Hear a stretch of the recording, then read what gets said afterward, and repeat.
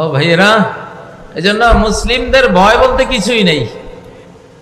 আল্লাহুম্মা বিকা নাজুলু ওয়া বিকা নাসুলু ওয়া বিকা নুকাতিল, এগুলি হলো সায়েন্স, বিজ্ঞান, ইসলামিক মনোথিজম, ইসলাম ধর্মের মনোবিজ্ঞান।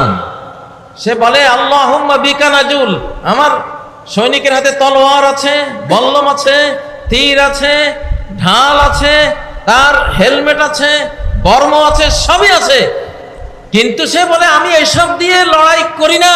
আল্লাহুম্মা বিকা নাজুল, তোমাকে দিয়েই আমি স্পন্দন করি, অবিকা নাসুল, তোমাকে দিয়েই আমি আক্রমণ করি, অবিকা নুকাতিল, তোমাকে দিয়েই যুদ্ধ করি। আল্লাহ, তাহলে বাংলাদেশের সাহস তো এখানে, মুসলিম উম্মার সাহস তো এখানে। সে যুদ্ধ করে কাকে দিয়ে? হ্যাঁ, অস্ত্র আছে। তিনি বলেছেন যেহেতু তোমরা ফিজিক্যাল মানুষ, দেহ আছে, এটা বস্তু, বস্তু জগৎ, কিছু বস্তু রাখো, কিন্তু বাটে বস্তু দিয়ে জয় পরাজয় নির্ণয় হবে না।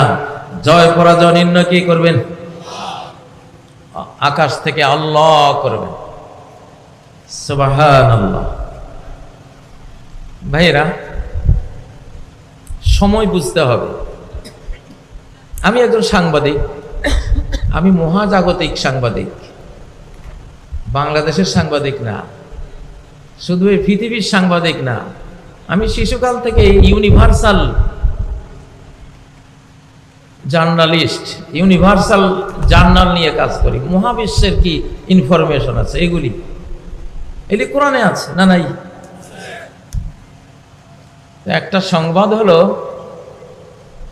কারোর জন্য সুসংবাদ, কারোর জন্য দুঃসংবাদ, কারোর জন্য সুসংবাদ, কারোর জন্য দুঃসংবাদ। সুসংবাদ ধর্মপ্রাণ মুসলিমদের জন্য, আর দুঃসংবাদ বেঈমান মুনাফিকদের জন্য।